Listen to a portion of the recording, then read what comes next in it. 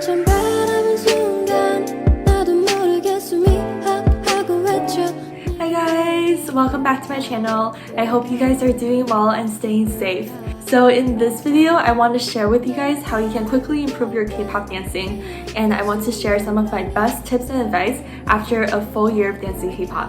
So these tips are not just some random stuff that I picked up, but are 5 of the most helpful and practical advice that I have applied to my dancing over the past year to transform my dance from this to now this. And also a quick disclaimer, I have not taken any professional classes. I am completely self-taught, and this video is not sponsored. So these are just some of the things that have really worked for me, and I just wanted to share with you guys. Alright, so without further ado, let's get started. Alright, so tip number 1 is to know your counts. So I used to play the violin for 7 years, starting from elementary school, and just like learning an instrument, you need to learn to read the sheet music. To learn a dance, you need to understand the counts. And learning to count is extremely important because to be a good dancer, you have to understand the rhythm of the song and how that relates to each part of the dance. And counting will also help you to be more on time and help you understand how different moves match with the beat of the song, and you will also learn the dance a lot faster if you know the counts. And this is also why if you ever watched any K-pop tutorials, so many instructors will actually teach you the dance with the counts. And for my dance tutorials, I always like to start out going through the dance with counts and then with music. Okay, so as a quick counting basics 101, a typical dance is divided up into 8 counts. So 1, 2, 3, 4, 5, 6, 7, 8, with slight emphasis on 1 and 5. And if you compare this to music notes, so these will be quarter notes. And if you divide each number in half, then you get 1 and 2 and 3 and 4 and 5 and 6 and 7 and 8 and these are comparable to eighth notes. And now if you divide these up even more, then you get 1E and the 2E and the 3E and the 4E and the 5E and the 6E and the 7E and the 8E and these are comparable to 16th notes. Okay, so just as a quick example, we're gonna practice the chorus part from Twice I Can't Stop Me, and it goes like this.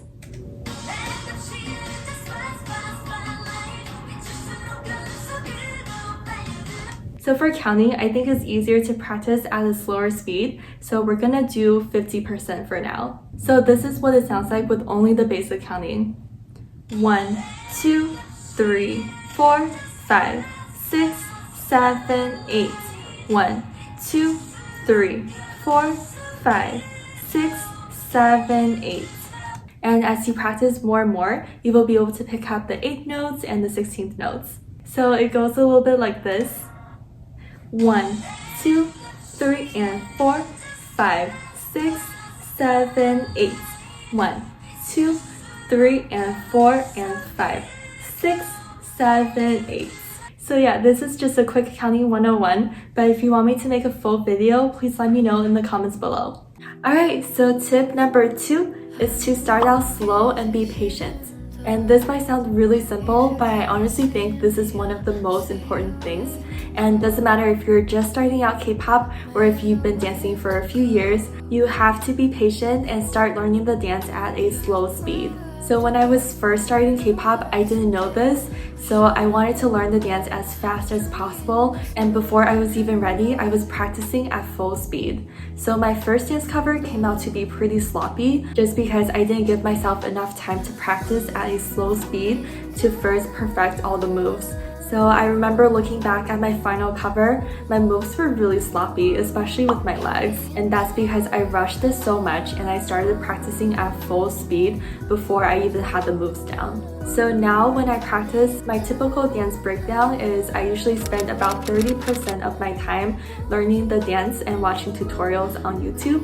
And then I spend 40% of my time practicing the dance at a slow speed. I usually start with 50% of the original speed and then slowly move my way up.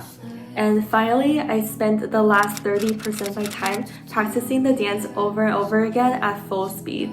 So the next time when you're practicing, try to start slow, and before you move on to a faster speed, ask yourself these 2 questions. Am I comfortable at this speed? And am I hesitating on any part of the dance? And if you feel like you're ready and comfortable, then move on to a faster speed. And if not, and that's totally okay and it happens to me all the time, then continue to practice at the same speed.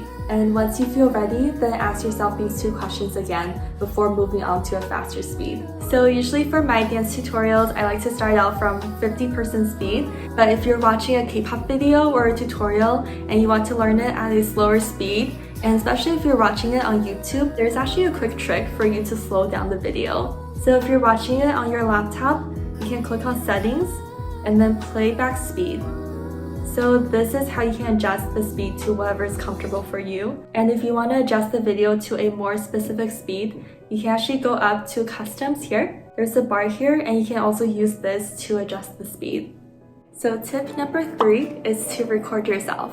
I think recording yourself as you're practicing is so important. If I'm just looking at myself in front of the mirror, there will be so many things I would miss because as I'm dancing, I'm constantly thinking about what move comes next and my mind is always occupied. And when I'm dancing, I'm also moving around a lot, constantly moving from left to right, up and down, so it's just really hard to see yourself clearly. But if I record myself, I can actually rewind back to the beginning and look through every single section, and I can do that multiple times to really pinpoint the parts where I need to improve the most. And this is also how other people will see you. So if you're going to be filming a dance cover or performing in front of people, then I definitely recommend recording yourself first before you actually do those things. Some of you guys mentioned in the comments that you didn't have a big enough mirror to practice K-pop at home, but if you or your parents have a phone or a computer, you can try recording yourself and that also works. So when I first moved here, I didn't have that giant mirror, so all I had was that tiny mirror in the bathroom. So what I did was I have a MacBook and I like to use the photo booth app. And I would just click record. So as I'm practicing, I can see myself through the screen. And because I'm recording myself, I can also rewind back to review all my dance practices. And just as a bonus step, and you don't have to do this if you're not comfortable, but I really recommend recording yourself and sharing your progress with others. I think one of the reasons I was able to improve quickly over the past year was because I was recording myself and posting my covers on YouTube. And also, when other people watch your dance covers, they might be able to give you feedback on the things that you might not have thought of yourself. And I honestly think without sharing my covers with you guys, I would not have improved as much. But with all that said, I also understand that this can be pretty scary and the internet is not always a positive place. So if you're just starting out and you want to try this, maybe try sharing your covers with your close friends and maybe family members who you know will love and support you. Or if you have a friend who's also learning K-pop, you guys can share your progress with each other, give each other feedback, and grow together. So tip number 4 is to be consistent and practice a little bit every day. I think for most people, the more you practice, the better you will be at dancing K-pop. But when and how you practice are also extremely important.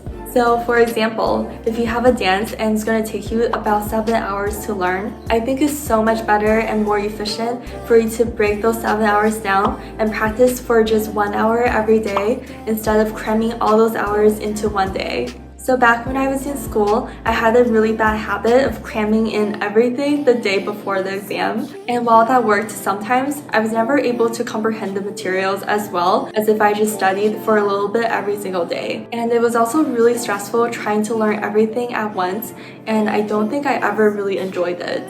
So the same thing applies to K-pop dancing. So if you have a dance that's pretty hard to learn, try to break it down into small pieces and learn a little bit of that every day. So for example, you can try to learn the verse on Monday and then the chorus on Tuesday and then review the verse and chorus on Wednesday and so forth. So this way you're not overwhelming yourself all at once and you can also give your body a chance to rest. And sometimes even when you're just resting, your body is building muscle memory. So the next day when you get back to practicing again, you might find yourself dancing a lot better than the day before. But if you're in a situation where you only have a day or so to learn, so maybe you're only free on the weekends, then try to spread out your practice throughout the day. So you can practice some in the morning when you first wake up, then practice a little bit in the afternoon, and then you can practice the rest of it at night. and you want to spread it out as much as you can and make sure to give yourself enough breaks in between. So that way your body and your brain will have some time to rest and to process everything you've just learned. And eventually you might reach a point where you can learn the dance a lot faster, and I've seen some people who are able to learn a dance in just a day. But just starting out, I recommend practicing a little bit every day. So if you don't have too much time, maybe try to practice for 15 to 30 minutes. And that doesn't seem like a lot of time, but trust me, it's going to add up. So this last tip I will be sharing is something that you can start right after this video. So tip number 5 is to watch as many dance videos as you can. And by this, I don't mean just to casually chill on the couch and watch dance videos. To become a better dancer, you have to learn from others and look at how professional K-pop dancers perform. And while watching music videos can be really exciting, but the camera is constantly zooming in and out, and it's harder to see their full body and see how exactly they're dancing. So if you're trying to watch and learn from them, I really recommend watching the official practice videos if they have it, and if not, you can also try searching for fan cams. So these are usually recorded in one take without any distractions, and the camera also doesn't zoom in or out. And as you're watching these videos, pay close attention to their facial expressions. Where are they looking? How are they moving their upper body? How are they moving their legs and feet? Are they stepping on their toes or heels? And what kind of emotions are they trying to convey? And many more. And going back to my first tip about counting, as you're watching the video, try to practice counting either in your head or out loud. And the best thing is, you can do this almost anywhere. So for me, usually the week leading up to filming a dance cover, I'll watch the dance video over and over again. So I can do this as I'm brushing my teeth in the morning, in my bed before I go to sleep, and I can also do this on the bus to and back from work if you're a healthcare worker like me. So that way, when I'm home, I can use the little time I have to practice. So the next time when you're practicing K-pop, or even after this video, try to remember these 5 tips. I love to make fashion and dancing videos on YouTube, but I will also try to make more tutorial and advice videos just like this. So if you found this video helpful, please give it a thumbs up and subscribe to my channel so I will know to make more. And if you have any other questions, make sure to leave it in the comments down below, and I will try to address it in future videos. Or if you have any K-pop tips or advice, also try to leave a comment down below so we can support each other. I also like to post behind the scenes and video updates in my Instagram stories, so make sure to follow me at I'mAmyFan for any new updates. So that's it for me. Thank you all so much for watching. I love you guys so much, and I will see y'all next time. Peace!